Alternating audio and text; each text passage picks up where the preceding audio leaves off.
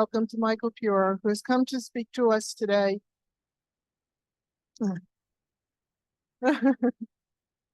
Oh, Feuer. Get it right? To speak today on campus anti-Semitism, its origins and its responses. Michael has been a member of Temple Micah since 1995. He is Dean of the Graduate School of Education and Human Development at George Washington University, past president of the National Academy of Education, and active in numerous local, national, and international Jewish communal world. Since the eruption of the anti-Semitic protests after October 7th, colleges and universities nationwide have struggled to find appropriate responses that respect academic freedom within the bounds of campus policies and basic decency. What is happening today and what can we be doing? Thank you, Michael.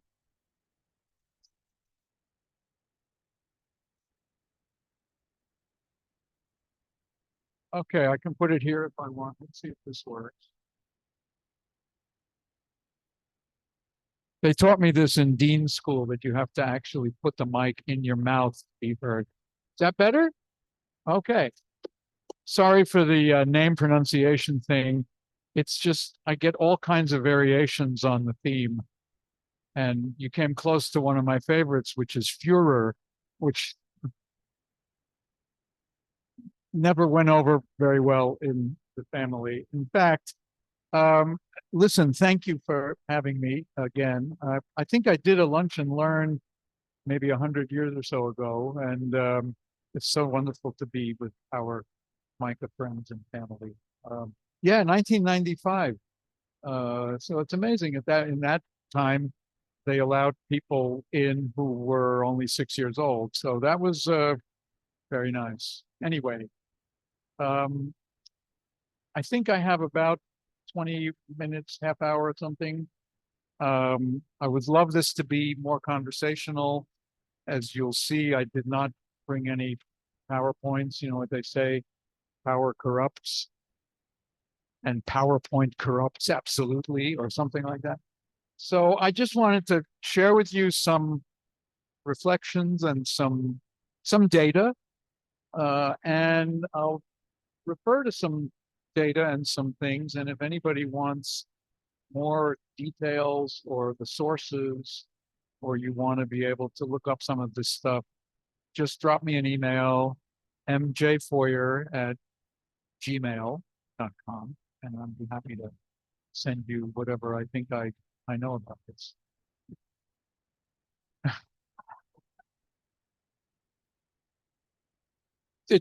I'm not sure if you meant that or no, it's MJFEUER. Yeah, thanks. That's why the pronunciation is a problem.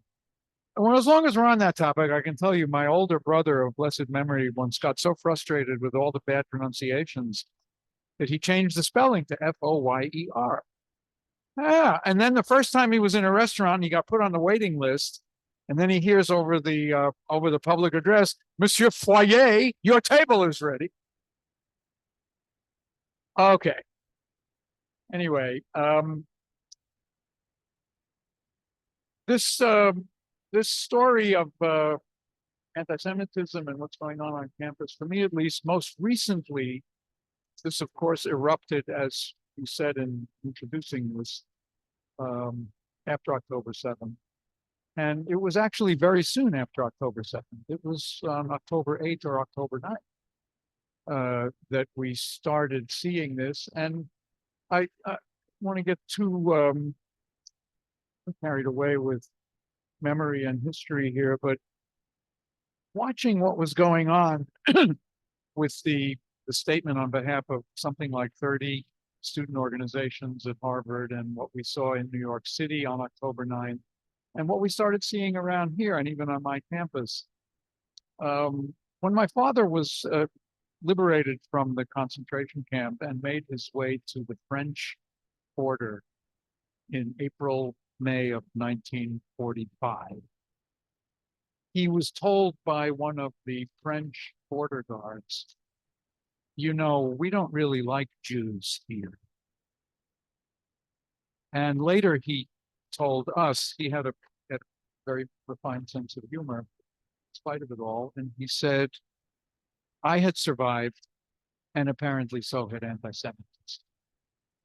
And I was reminded of that when I was trying to make sense of this incredible. I still think it is just so incredible. I don't think I have the words for it, and although life expectancy is improving, I don't think I will actually live long enough to be able to figure out exactly what this meant. That on the day after the most hideous, atrocious, barbaric act to be perpetrated on Jews in Israel, that there erupted this anger, not against the perpetrators, but against the victims.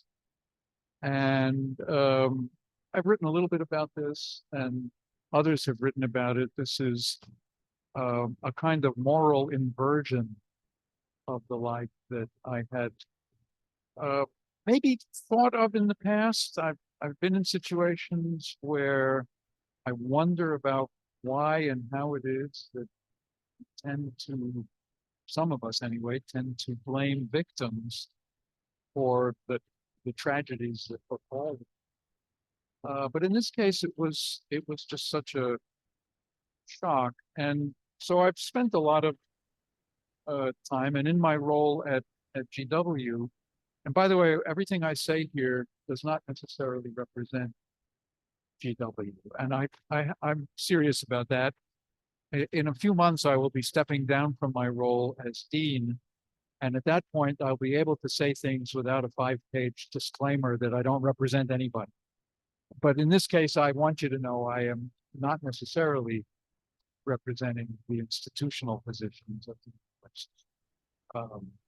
Although I think most of my colleagues in the senior administration actually agree with most of what I'm going to say. So it works out, but just for you to know. In any event, so I've been involved in both observing what was going on at GW and thinking about this more broadly in my work with other groups and with people involved in Israel education and Jewish education and the like.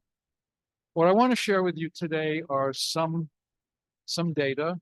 I'm going to do a little bit about what I would call the landscape, which is to give you a sense of where some of these things that you've read about and seen fit into the bigger picture of American higher education. Because I think it's actually important for us all to keep that in mind. In my spare time, I am the president of the Congenital Naive Optimist Society of America. And so I want to use some of this context setting also as a way to, I don't know, just to reassure myself a little bit, and maybe some of you, that things may not be actually as bad as sometimes either. I'll start with just something, a graduate school friend of mine who actually became the president of Northwestern University until he stepped down about 5 or so years ago, 6 years ago, Morty Shapiro, brilliant economist of education and a terrific guy. And he actually has a regular column now in the Jewish Journal, which is published in LA. Some of you probably see that online. And one of Morty's witty observations about what was going on goes something like this: that the Harvard Crimson, before the 2020 election, surveyed 260 professors at Harvard about their presidential preferences. 3 of them said they backed Donald Trump. And then at a Northwestern University alumni event, Morty says, an audience member asked me if I was surprised by that information. Surprised, I replied. I was shocked. Who would have guessed that there were so many Trump supporters on the Harvard faculty? There's a nugget of truth in that, and there's an important sort of side story that needs to be told along with what we're thinking about this antisemitism.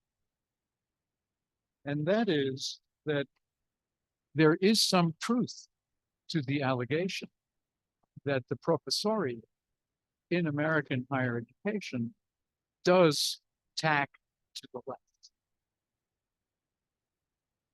1.5 million professors employed at US colleges and universities, plus or minus. 1 in 10 describe themselves as having political beliefs that are strongly conservative. But, as Morty, I think, very correctly notes, that doesn't mean that the remaining 90% embrace anarchy, terrorism, or Jew hating. And I myself am troubled when I see colleagues, even in GW, saying and doing things because it's troubling. What they're doing is troubling. And I sometimes have to hit myself and remember they're a small minority in a faculty that is actually, I would say, struggling to make some sense out of what's been going on. But they are by no means uniformly encouraging, enabling, or inflaming the worst of the anti-Semitic rhetoric here in DC. That said, it has been hard for me to, for example, observe our encampment that we had just about a year ago. It ended. It was started on April 24th. Some of you know the GW campus, I suppose, and you'll recognize this was done at University Yard, which is this lovely kind of quad that is essentially edged, bordered by the law school and a couple of other academic units. That's where the encampment was. And there were some pretty serious statements being waved and blasted into the megaphones. So, you know, even for me, trying to maintain some balance in this, when I saw colleagues linking arms with protesters who were calling for globalization of the Intifada, or in one case, we had not a student, one of the others who came by to join the fun, probably somebody in his 50s, I would have estimated, carrying a sign that said "Final Solution." Disturbing on the one hand, not representative by any means of the sentiment of the GW faculty, or for that matter, students. But most troubling was not just the idea of what's in that phrase. It was when a faculty colleague approached me and said, "How are you feeling about this?" Which I thought, okay, well, that's a step in the right direction. Somebody's asking. And I said, "I don't feel too good, actually. See this kind of horrible stuff on my feet." And the answer was, "Oh, come on. They're just kids." So then, of course, I go into one more layer of cognitive dissonance trying to unpack all of this. And I think to myself, but I didn't say it to my colleague, that all of a sudden the boys will be boys excuse is back.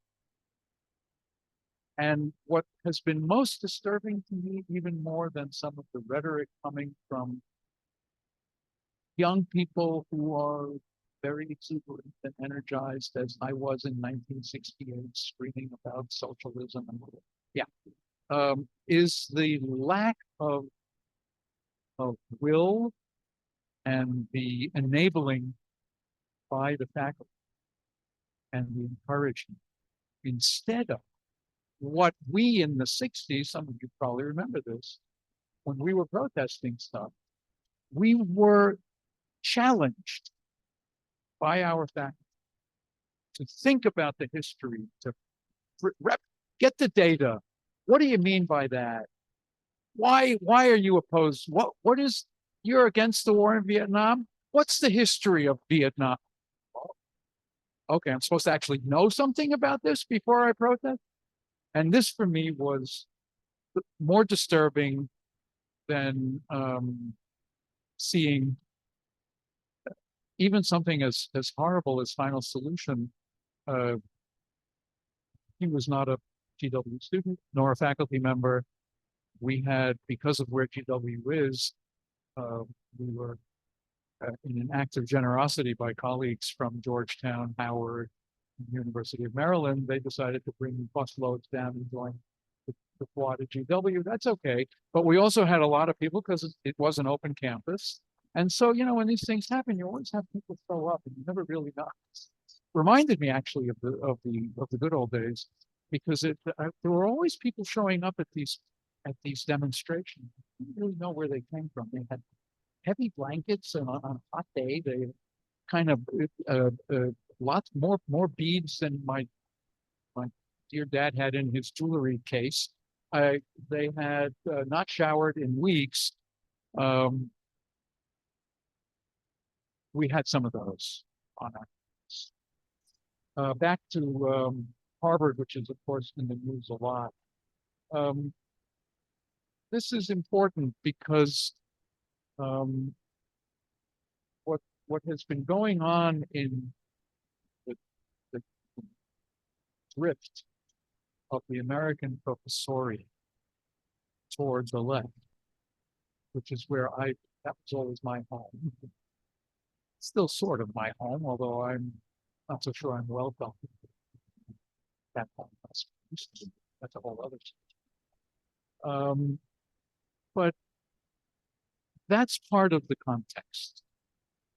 That what has happened in this drift is a kind of curious and very clever effort to equate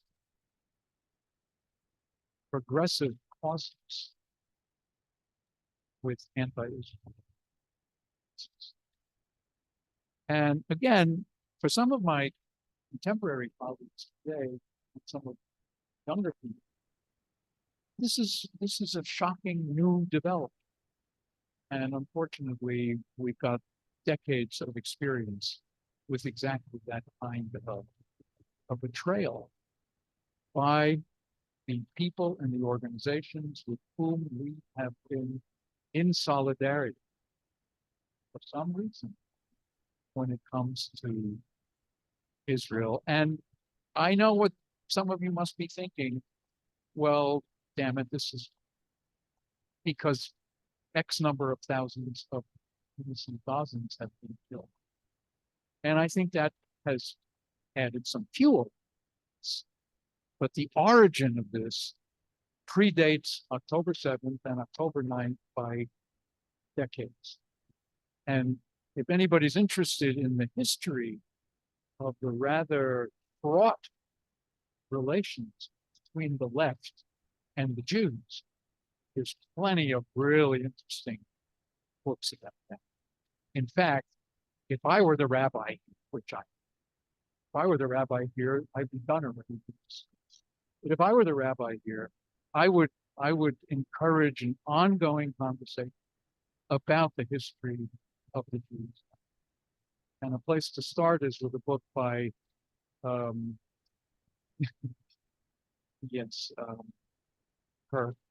little company.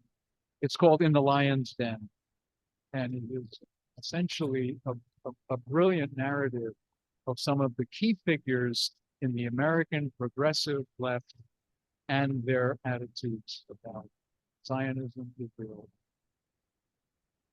Hannah Arendt, Noam Chomsky, and in between.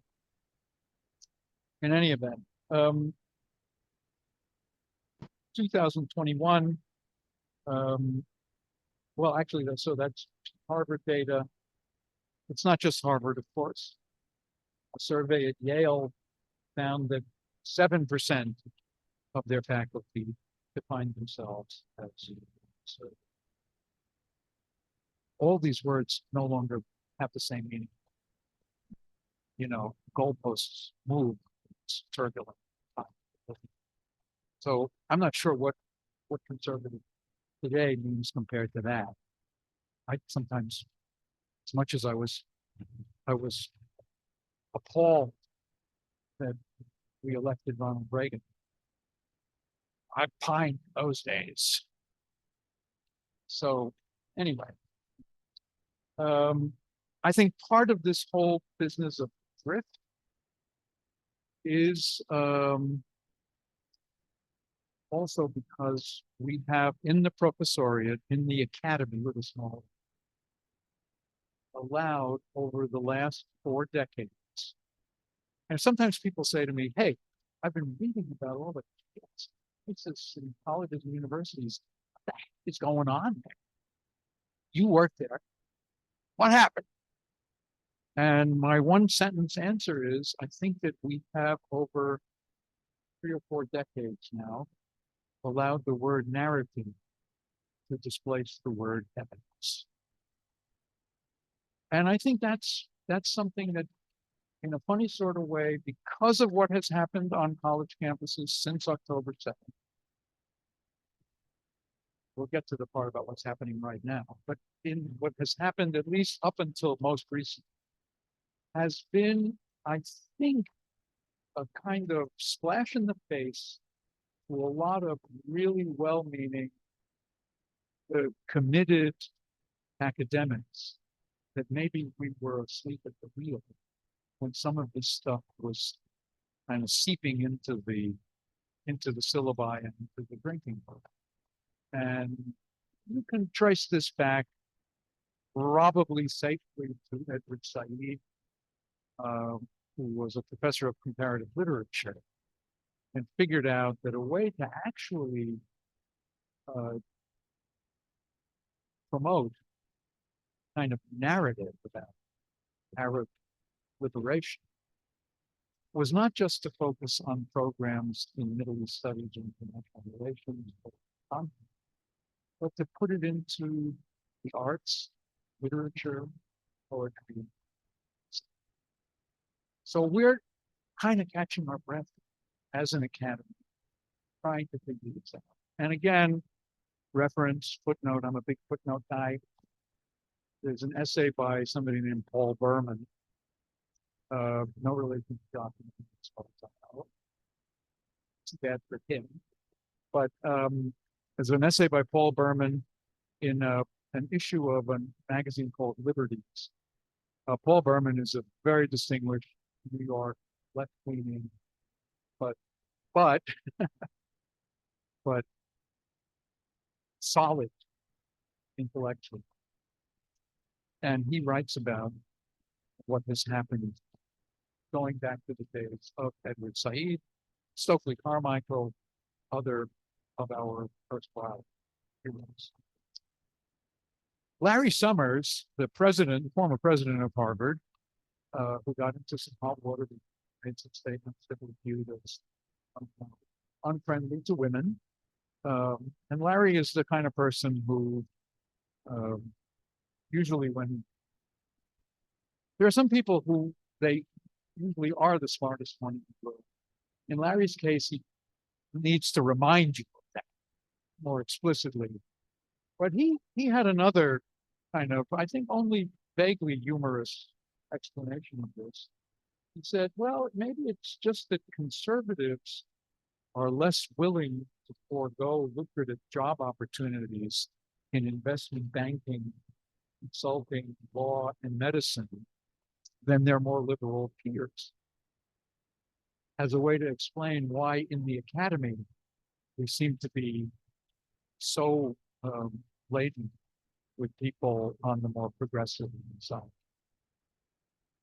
Another interesting angle. Finally, I would just say there is, when you think about this problem of the drift, there's two things I want to add to that. Most of my colleagues in the social science and education have spent most of their adult lives, and for that matter, more than that, studying and trying to correct economic and racial injustice. And I can name them in alphabetical order. Don't challenge. But the commitment to solving the problems of the unfulfilled egalitarian aspirations of this country, that has been the central thing in their professional. And to think that they are now blamed for the inequality that they have been chronicling is just another terrible, terrible misappropriation of the facts. And so that's just something to keep in mind. That, okay, maybe there is a drift toward the progressive. But when you think about it, that's what a lot of people in the academy, why they do that. So Larry Summers may be on this. That you want to go into investment banking and all of that, that's great. You can still be committed to and an advocate for social justice, of course. But in terms of profession, in terms of income, in terms of how you make your livelihood, it's a different track from the people who do it in the academy, which means a lot of hard work, a lot of data collection, and poor pay. There's another thing I want, that we do have a tendency to overstate how effective all of this so-called progressive professoriate actually is. I mean, if it were the case that what teachers do in their classroom really improved student learning, that would be fun to think about. But we have a lot of data that show how much of that is still pretty vague. As a matter of fact, to the extent that there is a theme, regardless of whether the professors are so-called progressive or not, there is a theme that cuts across a lot of American education, which, again, unfulfilled, complicated, but the idea, some of you may remember Rabbi Barach's sermon, when he suggested that there's a difference between education as helping people learn how to think versus helping people get better at what to think. And I think that his reason for bringing it up was a different context, but that's an important point from the world of education theory, certainly in a place like the United States.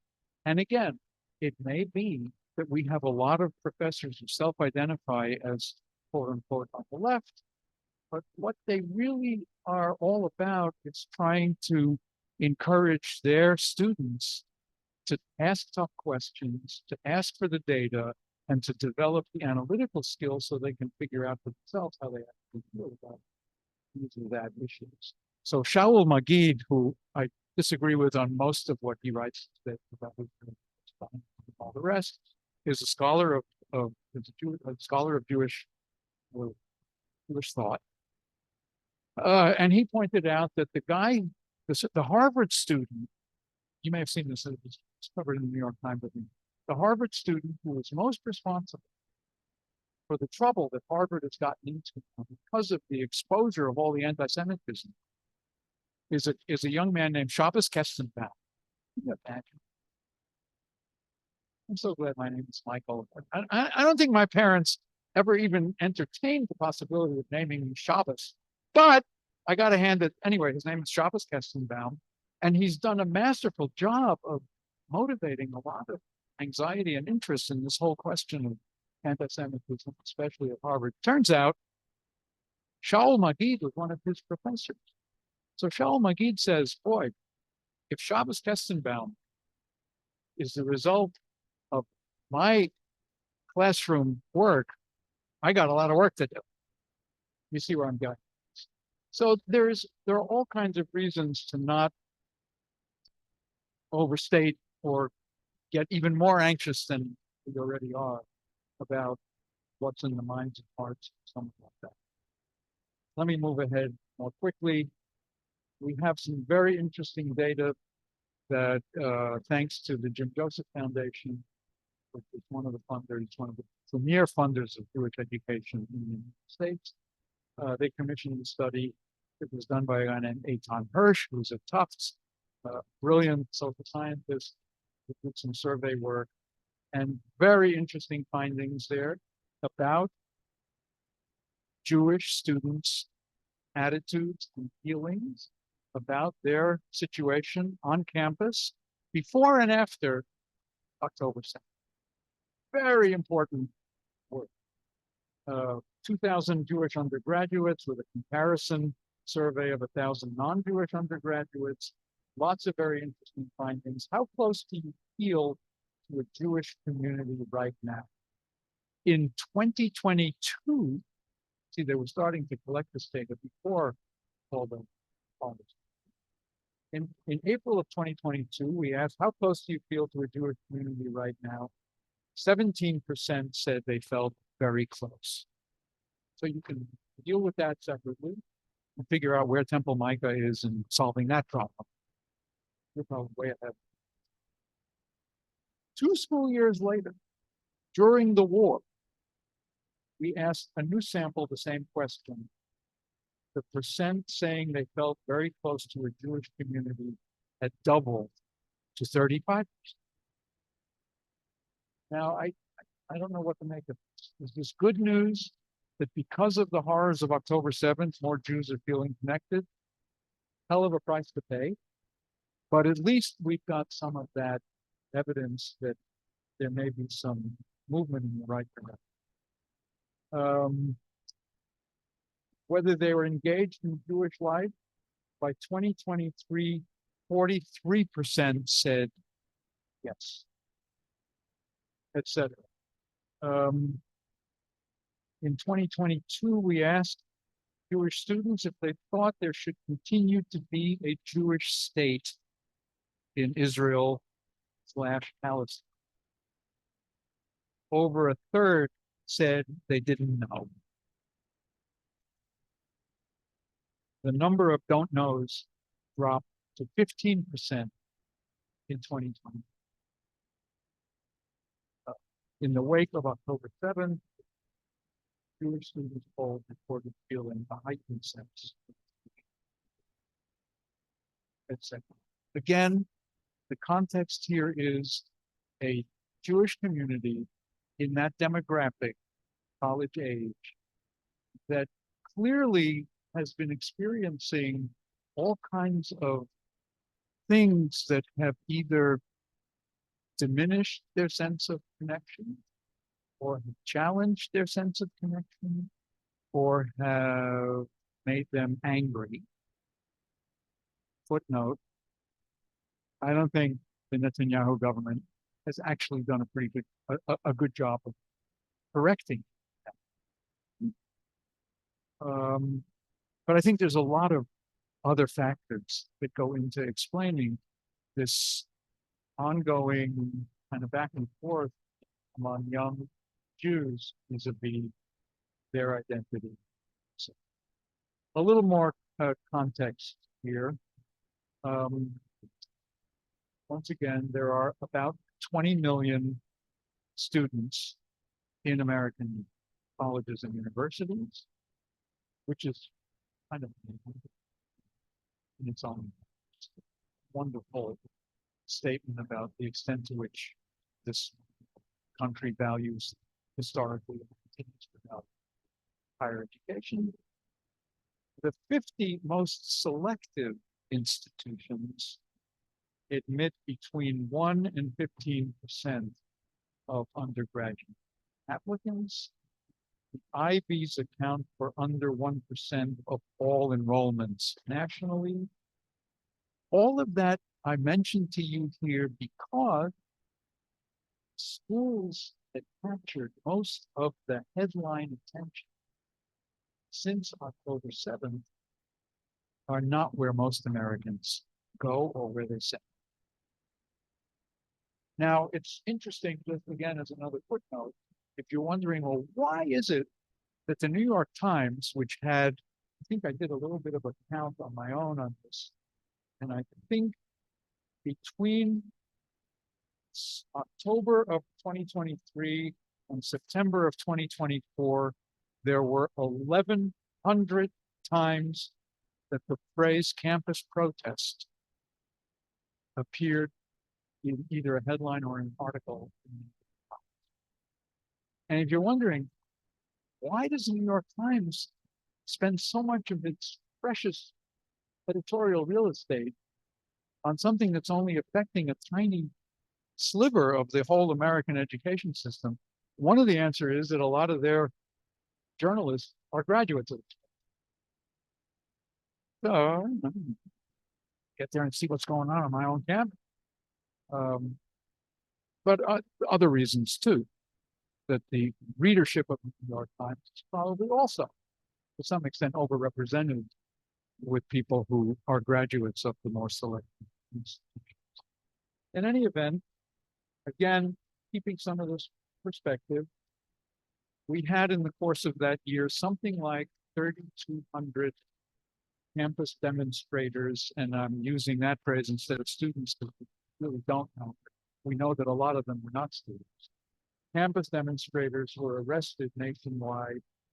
That's less than 0.02% of the total students. But again, not to, say, nah, forget about it, everything is fine, but just to keep a little bit of context about how many places and how many people were actually affected by this whole eruption of this. At GW, we had it started with probably 40 or 50 demonstrators who showed up at University Yard, started to pitch their tents. I know you'll get a kick out of this.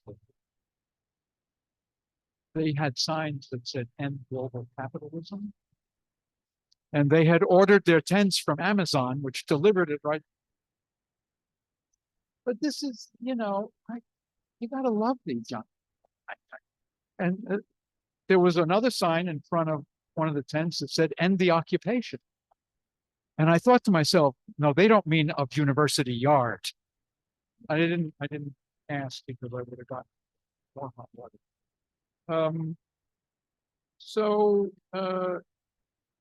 Interesting, we had things went ahead. There was an attempt by the administration to reason with the demonstrators. This was, after all, happening right in finals week, right in front of the law school, where there were plenty of students who just wanted to get done with exams. We offered the protesters to move to another place on campus that would be a little less disruptive of everybody else. And the answer was no. And then they upped the ante a little and they said, we've been in touch with the Metropolitan Police and you have until 3 or 4 o'clock this afternoon, at which point the police will come and help you move to this other location.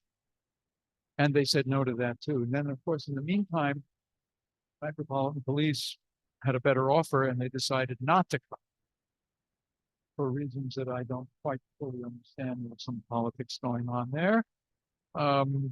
So at that point, the students, protesters, were kind of encouraged even more, and the numbers grew. And by the time the weekend rolled around, There were more like 125, 150 plus or minus involved in this. And since University Yard touches a public street, H Street, it's very hard to figure out whether our campus policies for place, time, and what time, place, and manner rules for protest would apply, and what to do about all that. There was a fence that was quickly put up, and then the protesters were able to knock it over. Things got a little ugly. There was a small group that had a corner of University Yard where they had a so-called mock trial, and the president and provost were found guilty and sentenced to the guillotine. Guilty of what exactly? Of not divesting university in funds, companies that had to do with it. As if either the administration can actually either want or could. They didn't do either. They didn't want to divest, and they couldn't have anyway. But again, to explain all of this in the midst of this kind of chaos, very, very hard. And I have to say, our president at GW demonstrated tremendous moral clarity about all of this, because shortly after October 7th, when we had some people show up and this was what I refer to as electronic graffiti. They had one of these projector devices, and they had on our library wall some of this very nasty stuff about, Israel genocide. This was before the IDF had, tragically had not yet even figured out how they were going to do what they had. Already they were being blamed, and there was all this rhetoric, and you have blood on your hands, and Palestine shall be free from the river to the sea. And you all know that when some students in California were asked about that, what river? Oh, what sea? Mediterranean? Caspian? Again, so there's some educating that needs to be done. As a social scientist, I am upholding a tradition of spending a lot of time describing and diagnosing a problem, and I won't have enough time to offer a solution. But I do want to suggest that going from diagnosis to treatment is something that I really would encourage all of you to participate in. Because you are in your own circles and in your own networks and in your own coffee hours encountering these questions and these problems. And it would be very helpful to know that you are joining us who are in the academy in trying to figure out some legitimate treatments to this whole set of problems. Even with what I told you about the bigger picture of the numbers and the fact that this isn't fully representative of American higher education, I completely agree with what the president of Harvard recently said, and with what most higher education leaders, when they are asked about this, not in a congressional hearing, but when they're asked in the spirit of actual knowledge, will tell you we have an anti-Semitism problem, and we have to deal with it. And maybe we've waited too long to deal. That's what President Garber said. But we do have an anti-Semitism problem. That said, to diagnose the problem or to admit that there is a problem, now the question comes, okay, what do you do about it? And I get this question a lot. We've had some of our faculty have signed some of the ugliest public petitions or letters making all kinds of grandiose claims about the horrors of settler colonialism and the apartheid state and all the tropes that you're familiar with. And then I get calls from concerned parents, donors, alumni. What are you going to do about that? And usually my answer is, I don't think trying to suppress is either morally or organizationally or practically correct. On the other hand, I think what we need is to provide some balance by making sure that people with other points of view are on the faculty and have as loud a voice as those who are saying this. But what's now happening is, I think, a dreadful sort of mistake in moving from diagnosis to treatment. The idea, first of all, I got to tell you, the guy who pardoned the Proud Boys and who said that there were some good people on both sides who were screaming that the Jews will not replace us. Do I want him to protect me and my people? No. Number one. Number two, cutting funding for cancer research or lung disease. And I'll tell you why lung disease is something that I've been thinking about a lot. It's such an egregious mistake for all kinds of reasons. I mean, it's a little bit like, I don't know, when I go to the dentist and he says, you know, you have some recurrent toothache. I usually answer him by saying, okay, so you want to amputate from the neck up? For me, trying to kill the federal role in scientific research as a way to deal with anti-Semitism, even if you believe that the president and his team really care about anti-Semitism, if you believe, but to think that that's the way to do it. So for me, the anxiety is, I know we have some parents of Jewish undergraduates at GW who have been sending emails and posting messages to the Trump task force, angrily citing what they believe is GW's negligence in dealing with the anti-Semitism that we had final solutions.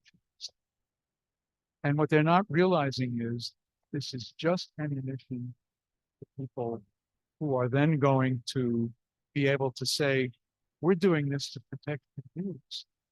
And all those faculty in the School of Public Health, in the School of Engineering, in my school, who are suddenly unable to do research that actually contributes to the public good, are going to be inevitably, eyebrows will go up as if to say, you know, it's kind of the Jews who brought this on us.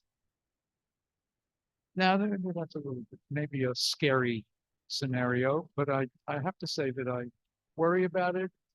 I've sat in meetings with faculty where there's good intention, but I sometimes sense, gee, they're making a lot of noise. Is this really going to be for our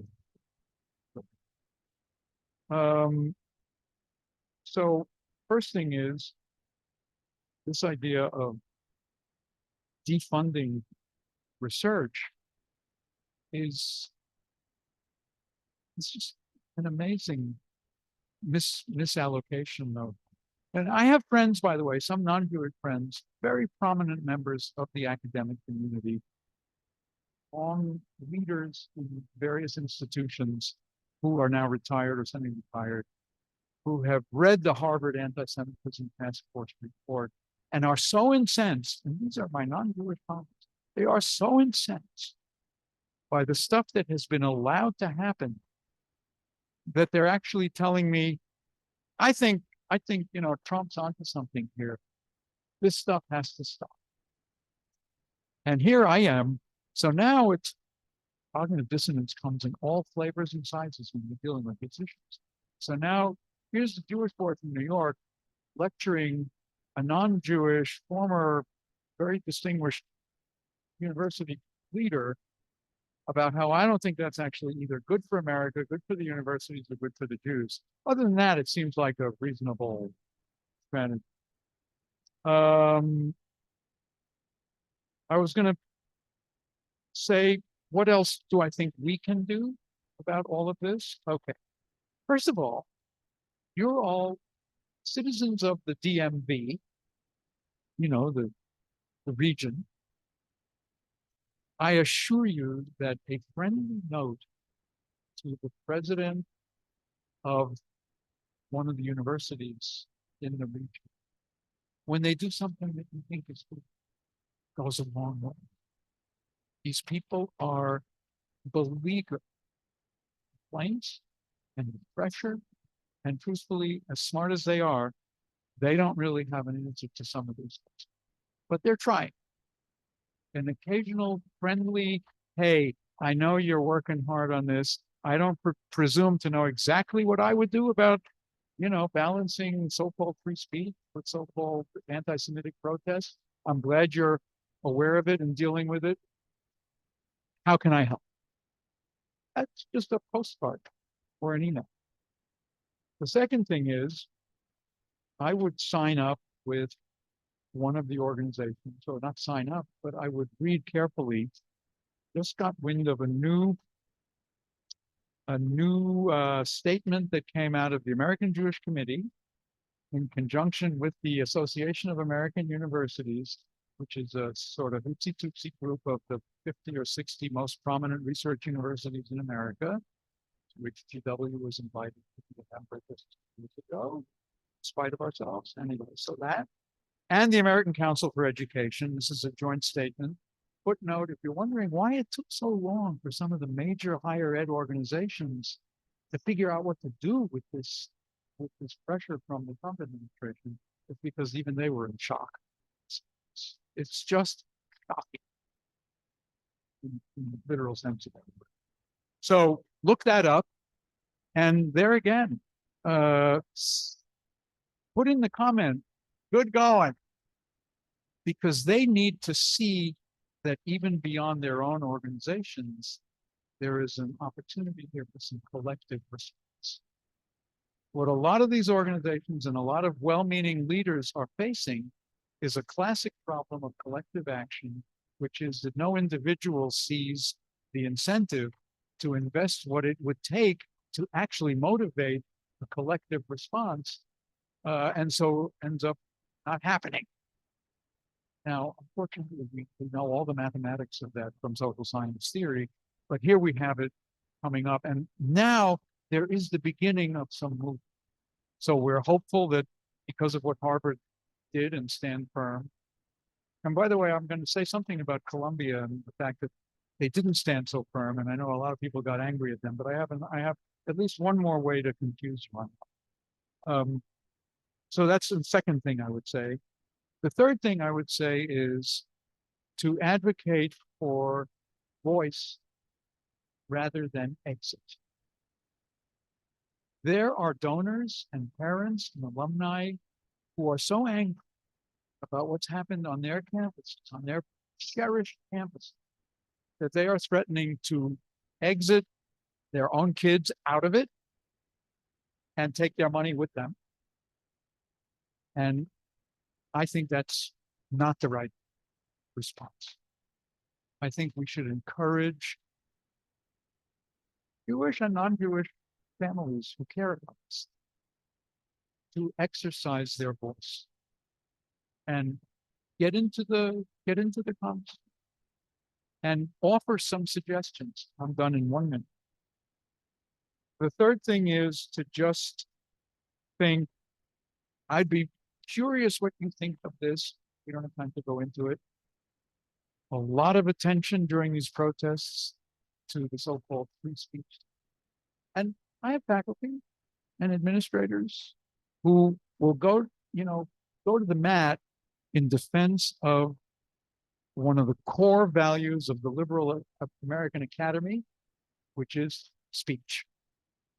Now, there's lots of nuances about where free speech and academic freedom are not the same and what the rules are that we all need to learn some more about.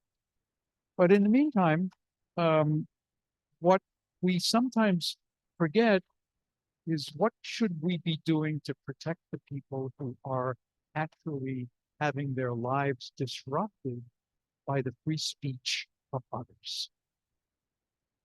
So if you see what I mean here, we had Jewish students, but also others, like those law students trying to take their exams. Jewish students who really felt threatened, harassed, angry, vulnerable, uncertain. And we've spent most of our time barking about just don't touch the free speech rights of the protest. And I was reminded, some of you remember that amazing, iconic image of Elizabeth Eckford when she was a student integrating for the first time one of the all-white schools in, I think, Arkansas. Thank you. Or was it New Orleans? It was Arkansas. But it was Little Rock, yeah. The Little Rock Nine and all of that. And the community, the white racist bigots who were screaming at her, maybe they're free speech. Okay. The ones who were attacking physically should have been arrested. That's a whole side question. But in terms of protecting the free speech of people who want to say something ugly about this girl, what about protecting her? And we called in federal marshals. And I'm thinking what we need, I haven't proposed this yet for my administrators because they've got enough on their plates. But I'd like to see something like a Ruby Bridges movie. Let's get faculty and students and visitors from other planets around the campus, like we had in last April, to come in and protect the students who are feeling at risk because of the free speech rights of people. Just a thought. You have any ideas about that? mjfeuer@gmail.com. I'm all ears. To wrap it up, context matters. We do have a real problem. The diagnosis doesn't lead necessarily to smart treatment. And we should feel okay, mostly, to engage with the opposition. That's an exercise. And as painful as it is for me to be with former friends who say all kinds of horrible things to me about those views and terrible idea. There's part of me that wants to say, you know, we stood together in the civil rights movement, we stood together in the anti-war movement, and I don't care what you think of me today. I'm not going to give up my commitment to those causes just because you think I get that wisdom from my son. You know, they say mental health is hereditary. I got it from my son. So it's very helpful for me to think that there's a way to think and say, you may not want me, but that's not going to change my capacity to be in favor of those causes just because you don't want me. Thank you. That's it. We have time for conversation. I was telling Roberta, I don't like Q&A, but yeah. You'll point out to a speaker. Time for one question. Before the question is asked, well, I do have a question, but it's minor. Could you help avoid an enormous rush to the internet and be more specific about where this joint statement with the AGC and others appears? I have it written down here. It is. Hold on. Well, when you get it, we'll send it out with a follow-up note. It's www.ajc.org/news/AJC. We'll find it. We'll find it. It's, AGC is sufficient. Yeah. Somebody have a really burning question? Ed, Let's see. Well,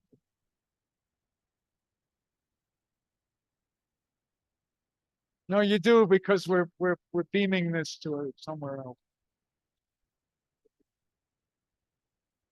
Talking about, diagnosis and whatnot. Cause or effect. When I went to college, we learned reading, writing, and arithmetic. Of course, In college? well, you know what I'm saying. Yeah. You know what I'm saying. We took history, we took English, we took languages, we took literature. If you look at the, I don't know what they call it, a syllabus, the list of courses in the university today, there are pages and pages and pages of what I call identity studies, all of which are riddled with some sort of finger pointing or guilt. Why is so much money being spent by the university, charged back to people to learn? I'm gonna make some people mad. Women's histories, Native American history, all of these. Yeah. Huh? Okay. I think so far you're doing great, Ed. I don't No. sense any kind of dissent here. Keep going. No, there's so much focus on identity, and it seems to me that that's underlying some of this, but I don't know I whether. agree that look, this is a good example of something that I believe has moral and intellectual foundations that are correct. That for too long, there were people who either self-identified or were identified by the rest of us in a way that prevented their own individual and social advancement. All that said, I think the way some of this has been operationalized has had exactly the wrong effect.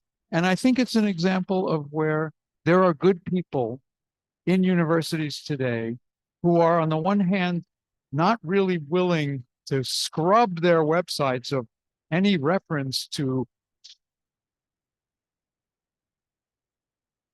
but who are not willing to give up on the core values that are represented through that unfortunate thing. So it's a good example of what I keep telling people is, with respect to DEI, mend it, don't end it.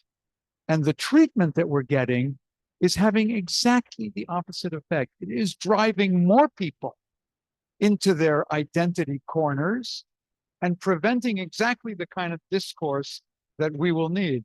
Ed knows this, my daughter and his daughter were in Operation Understanding DC. It was a great experiment in DC urban relations. And I keep thinking that if we had something like that at the college level, it would be an opportunity for people to actually confront one another on exactly these issues. But it has to be done right. It has to be done smartly. And there are good people who want to do that. But in an atmosphere where even being willing to say that there is anything wrong with DEI is misunderstood as being a defense of the horrors of this administration at 1600 Pennsylvania Avenue, it makes it essentially impossible to imagine real progress. That's part of the predicament. So, yes, we have time for another one. We don't? Why, what is there, another group coming in here? Yeah, here.